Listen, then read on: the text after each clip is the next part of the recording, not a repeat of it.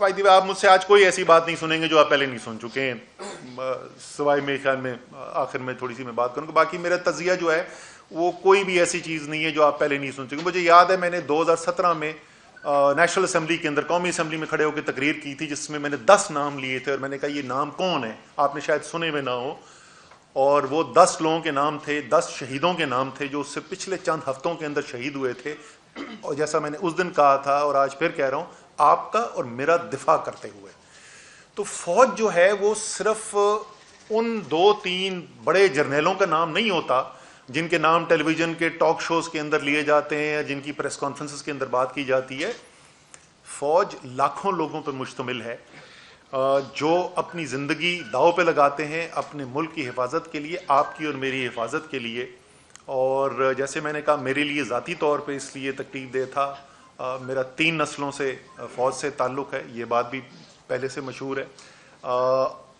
اور مجھے بڑا فخر ہے اس بات کا کہ کوئی 1965 کے بعد سے کہ جنگ سے لے کے اگر آپ وار اینڈ ٹیرر تک اٹھا کے دیکھ لیں، کوئی بھی ایسی صورتحال نہیں ہوئی جہاں میرے خاندان کا، میرے والد، میرے بھائی، میرے بھتیجے، وہ انہوں نے اپنی زندگی داؤ پہ نہ لگائی ہو ملک کے دفاع کے لیے. سو اس لیے جو بھی تعلق رکھتا ہے، جو بھی اہمیت کو سمجھتا ہے، اس سب کے لیے وہ تکلیف دہ مناظر تھے. تو ایک تو یہ 9 مئی کے بارے میں یہ ضرور اپنے کہنا چاہتا تھا، اور میرے خیال میں تقریباً تمام قوم کے ساتھ جو ہے یہی اظہار خیال کیا گیا ہے، تو یہ کوئی بڑی یونیک بات میں نے نہیں کی ہے. لیکن اس کے ساتھ ساتھ صرف 9 مئی نہیں ہے، ہماری قوم اس وقت کدھر کھڑی ہوئی ہے، کہاں پہ ہم ملک کو لے کر آ گئے ہیں. میں ملک کو دیکھ رہا تھا، تجزیہ کر رہا تھا، جیل میں بیٹھ کے ٹائم بہت ہوتا ہے سوچنے کا، تو میں نے کہا 5 بڑے سٹیک ہولڈرز ہیں اس وقت پاکستان کے اندر. پاکستان کی عدلیہ، اعلیٰ عدلیہ میں تقسیم ہوا ہے، سارا پاکستان دیکھ رہا ہے کہ عدلیہ تقسیم ہے. عدلیہ فیصلے کرتی ہے، عمل درآمد نہیں ہوتا. ایک عجیب و غریب صورتحال ہے کہ وہ عدلیہ جس کے بغیر آپ کی آئینی طرز حکومت ممکن نہیں ہے، جس کے بغیر جمہوریت ممکن نہیں ہے، اس عدلیہ کے آپس میں اختلافات پیدا ہوئے میں اور اس کے فیصلے جو ہیں زمین پہ امپلیمنٹ نہیں ہو رہے. یہ کتنی خطرناک صورتحال ہے ملک کے لیے. دوسرا اہم سٹیک ہولڈر پاکستان کی فوج، ابھی میں تفصیل سے بات کر چکا ہوں مئی 9 کو کیا ہوا اور کیا وہاں پہ صورتحال پیدا ہوئی بھی ہے. تیسرا بڑا سٹیک ہولڈر پاکستان تحریک انصاف. میری ذاتی رائے کے اندر پاکستان کی سب سے بڑی سیاسی پارٹی، واحد قومی پارٹی، ہزاروں ورکر جو ہیں اس وقت جیل میں پڑے ہوئے ہیں، بیشتر قیادت جو ہے وہ جیل کے اندر ہے. سو سب سے بڑی تحریک جو سیاسی پارٹی ہے اس کے یہ حالات ہیں. پی ڈی ایم ہمارے سیاسی حریف ہیں اور بڑی شدید ہماری آپس میں مخالفت ہے، لیکن ایک سیاسی حقیقت ہے.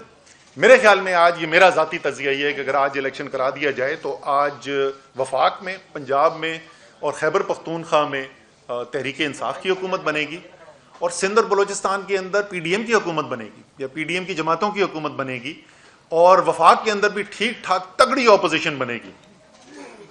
ہو سکتا ہے کہ ان کی رائے اس سے مختلف ہو، لیکن میری رائے میں تو وہ بھی یہ جو ایک اتنی بڑی سیاسی حقیقت ہے، ان کی سیاست جو ہے وہ پچھلے 13 مہینے میں اس کا بیڑا غرق ہو گیا اور وہ کمزور ہو گئی. جب پاکستان میں سیاسی پارٹیاں کمزور ہوتی ہیں تو اس سے پاکستان کی جمہوریت صرف نہیں، پاکستان کا ملک کمزور ہوتا ہے. تو یہ چوتھا سٹیک ہولڈر ہے. لیکن ان چاروں سٹیک ہولڈر سے زیادہ اہم سٹیک ہولڈر ایک 5واں سٹیک ہولڈر ہے، اور وہ ہے پاکستان کی عوام.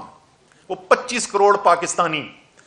اس 25 کروڑ پاکستانی کے ساتھ پچھلے 13 مہینے کے اندر کیا ہوا ہے؟ اس 13 مہینے کے اندر پاکستان کی تاریخ کی بدترین مہنگائی کا اس کو سامنا کرنا پڑا ہے. خوفناک حد تک بڑھتی ہوئی بے روزگاری دیکھنے کو مل رہی ہے. ایسی معیشت کے حالات کبھی پاکستان نے دیکھے ہی نہیں جیسی اس وقت صورتحال پاکستان کے اندر پیدا ہوئی ہوئی ہے. تو ایک عام پاکستانی کی زندگی جو ہے وہ مشکل ہوئی ہوئی ہے اس وقت، تکلیف میں اس وقت ایک عام پاکستانی. تو کرنا کیا ہے؟ اگر سارے سٹیک ہولڈرز ہیں، یا تو کسی کا فائدہ ہو رہا ہو نا، کسی کے تو حالات اچھے نظر آ رہے ہوں، سارے سٹیک ہولڈرز کے لیے اگر خرابی نظر آ رہی ہے تو اس کا مطلب جو 13 مہینے سے ہو رہا ہے وہ ملک کے لیے ٹھیک نہیں ہے. اس کا مطلب کچھ مختلف ہونے کی ضرورت ہے. اور میرے خیال میں اس میں سب کی ذمہ داری بنتی ہے کہ اس کے اندر سب اس صورتحال کو میں نے بار بار کہا ہے، کئی مہینوں سے میں کہہ رہا ہوں، میں یقین رکھتا ہوں، بدقسمتی سے میں یقین رکھتا ہوں کہ میں ٹھیک کہہ رہا ہوں کہ 1971 میں بنگلہ دیش بننے کے بعد سے پاکستان کے لیے اتنے خطرناک حالات پیدا نہیں ہوئے جیسے آج پاکستان کے حالات ہیں۔